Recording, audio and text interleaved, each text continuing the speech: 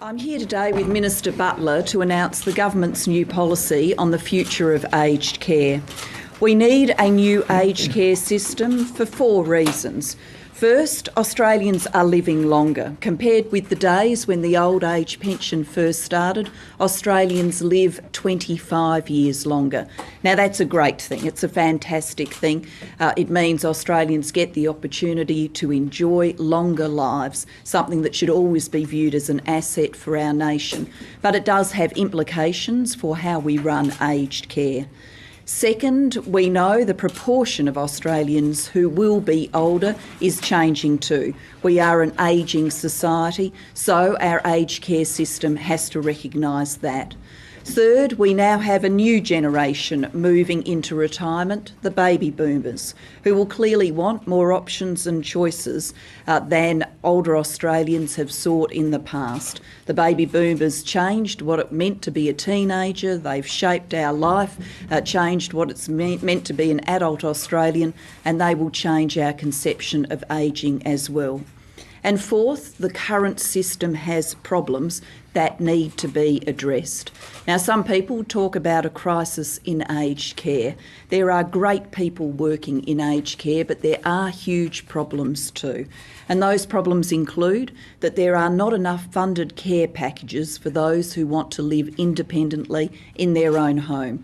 To give you just one statistic on that, last year 24,000 applications were received for community care packages, less than 2,000 were provided. Second, the system currently of payments is unfair. Average pensioners are subsidising the accommodation and care costs of people earning many times what they do. Third, families can't get the information they need to make difficult choices. And fourth, and perhaps most disturbingly of all, 40% of older Australians are forced into emergency fire sales of their homes in order to raise the money to pay for care, with bonds that can cost as much as $2.5 million and bear no resemblance to the cost of accommodation. So we need to change the system. And the policy that I am announcing with Minister Butler today is one that honours the rights and dignities of older Australians.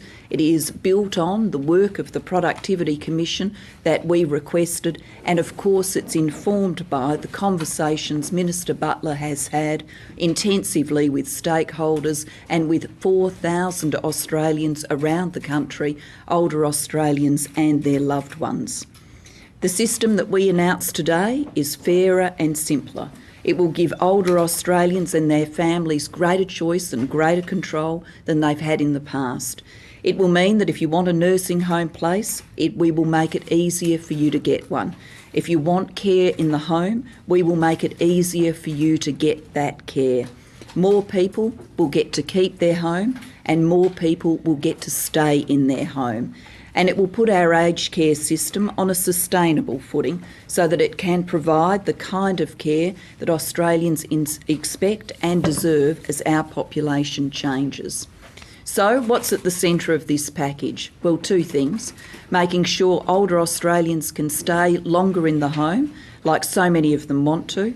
And second, making sure older Australians and their families aren't forced into emergency fire sales of their family home at a time of life that's already difficult and that can be made heartbreaking if you need to face an emergency fire sale of your home.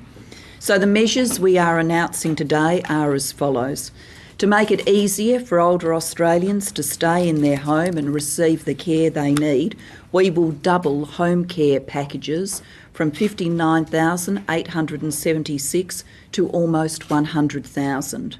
We will provide new tailored care packages to people receiving home care and new funding for dementia care. And we will cap costs so that full pensioners pay no more than a basic fee and others have caps as well, depending on their ability to pay. We will also make sure that more people get to keep their family home and prevent the fire sales that I've referred to. We'll do that by providing more choice about how to pay for care. Instead of a bond up to $2.6 million and bearing no resemblance to the actual cost of accommodation, you will be able to pay through a lump sum or a periodic payment or a combination of both, whatever you choose. People will also have longer to make that choice, with a cooling off period introduced so that they can take up their aged care place and then think about the best way to pay. And you'll have longer to pay if you need it and longer to think about how to do it. There will also be a cap on care costs, with no one paying more than $25,000 a year and no one paying more than $60,000 over a lifetime. And because these changes will increase the number of places, people won't be forced to make sudden decisions under pressure because they're scared they'll lose the only place on offer. This means that people won't be forced into those emergency fire sales. For the first time in aged care, fairness will also get a look in. For too long, pensioners have had to subsidise those who are much better off than themselves. Under these changes, which I emphasise will only apply to new people entering care from the 1st of July 2014, ability to pay will be taken into account. Now, this recognises a simple reality that those who can support themselves and contribute a bit more should, and that we must look after the needs of those who can't. We're making these changes now so that we can start improving the system from 2012. But it's important that those older Australians who are receiving care in the community now or who are in a nursing home understand that these changes do not apply to them. Those in care will be grandfathered, they will not pay more. Now, these are all big changes and there's a lot of detail to be absorbed, and that's one reason too why we've got the start date of the 1st of July 2014. Now, I do want to say a word about funding. We are deliberately taking the opportunity today to make this announcement well in advance of the federal budget, because whilst this policy has some fiscal impacts, it's not a budget measure per se.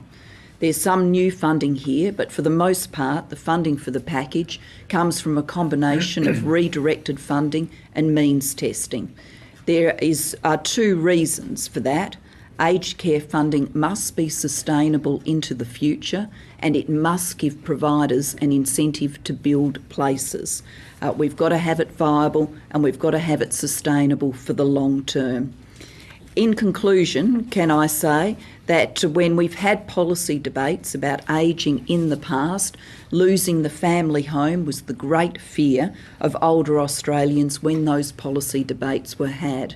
Now, with this policy, the family home will be at the centre of how we will deliver aged care in the 21st century.